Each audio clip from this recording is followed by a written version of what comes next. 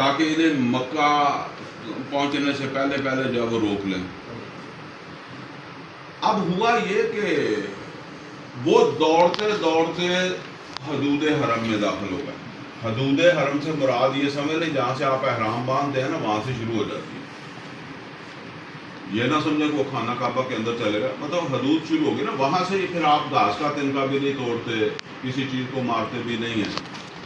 تو وہ حدود حرم میں جب وہ داخل ہو گئے، جب حدود حرم میں داخل ہوئے تو وہ تقریباً مغرب کا وقت تھا، یعنی کوئی عصر کے ٹائم آمنا سامنا ہوا تو وہاں بھاگتے بھاگتے جب تک وہاں پہنچے تو مغرب کا وقت ہو گیا تھا۔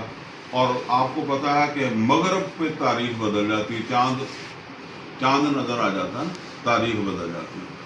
پچھلا مہینہ جو ہے وہ تو محترم نہیں تھا، جس میں عصر کے ٹائم جو ہے وہ ان کا آپس کے اندر جو ہے وہ آمنا سامنا ہوا، وہ محترم مہینہ نہیں تھا۔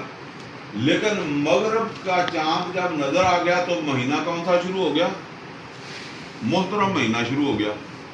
اب یہ ان کے پیچھے بھاگ رہے ہیں صحابہ، دو آدمیوں کے، ایک آدمی تو زیادہ ہی آگے نکل گیا، دوسرا جو تھا اس تک صحابی پہنچ گیا ایک، اور اس نے مارا، اس کو تلوار ماری یا کوئی نیزہ مارا تو اس کو مار دیا۔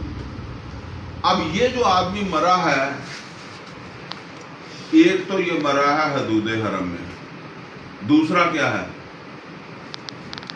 ابھی میں نے ذکر کیا، حرمت والا مہینہ شروع ہو گیا، یعنی دو حرمتیں پامال ہو گئی۔